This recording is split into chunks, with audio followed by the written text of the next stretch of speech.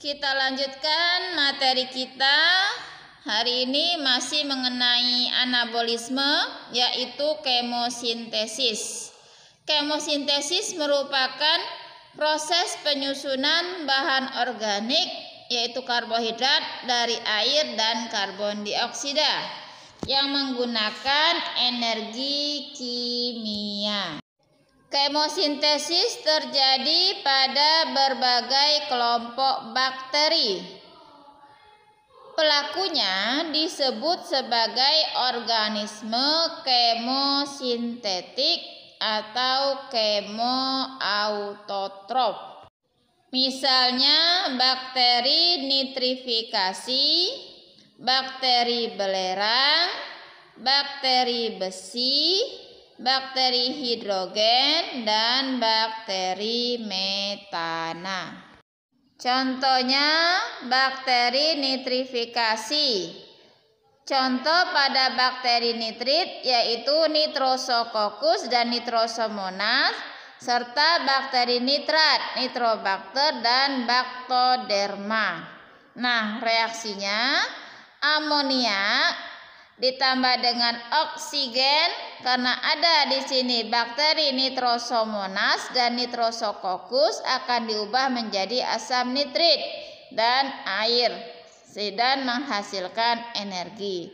Kemudian asam nitrit ditambah dengan oksigen oleh bakteri Nitrobacter akan diubah menjadi asam nitrat dan energi. Kemudian bakteri belerang, contoh bakteri belerang di sini adalah Bagiato dan Thiospirillum.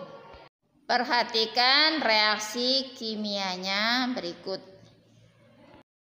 Apa perbedaan antara fotosintesis dan kemosintesis?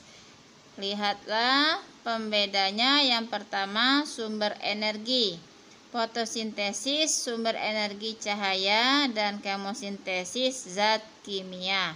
Untuk pelakunya, fotosintesis organisme berklorofil, sedangkan kemosintesis organisme tidak berklorofil atau organisme kemosintetik.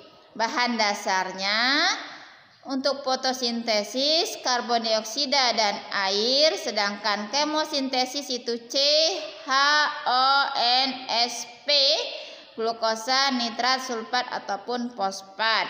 Kemudian hasilnya fotosintesis menghasilkan karbohidrat, kemosintesis menghasilkan karbohidrat dan senyawa lain. Selanjutnya sintesis lemak dan protein.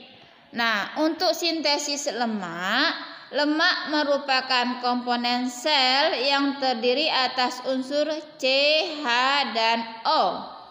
Lemak disintesis dari karbohidrat dan protein melalui asetil-CoA. Secara kimiawi, lemak tersusun oleh asam lemak dan gliserol. Nah, sintesis maupun pembongkaran lemak terjadi dengan bantuan enzim lipase. Apabila gliserol ditambah 3 molekul asam lemak, akan tersusun suatu ester yang disebut lemak. Nah, enzim lipase juga dapat membongkar lemak menjadi asam lemak dan gliserol. Oleh sebab itu, reaksi ini berlangsung secara bolak-balik. Berikutnya sintesis protein. Protein di dalam sel tersusun dari asam amino yang proses pembentukannya melibatkan DNA, RNA, dan ribosom. Protein tidak disintesis langsung oleh gen, melainkan melalui proses transkripsi dan translasi. Transkripsi adalah proses replikasi DNA untuk membentuk RNA duta. Sementara itu, Translasi adalah proses penerjemahan informasi genetik yang terdapat pada RNA duta menjadi urutan asam amino yang membentuk rantai polipeptida. Nah, untuk proses sintesis protein ini yang lengkapnya nanti kita bahas pada bab substansi materi genetik. Oke, demikian materi pembelajaran kita kali ini. Mudah-mudahan kalian semuanya paham yang telah Ibu jelaskan. Dan seperti biasa, Ibu berharap kamu benar-benar belajar untuk ilmu kalian ke depannya. Dan untuk mengetahui apakah benar-benar kalian paham, kalian jawab pertanyaan dari Ibu. Yang pertama, jelaskan pengertian kemosintesis dan organisme yang mengalami kemosintesis ini. Yang kedua, tuliskan perbedaan antara kemosintesis dan fotosintesis. Kemudian yang ketiga, jelaskan tentang sintesis lemak.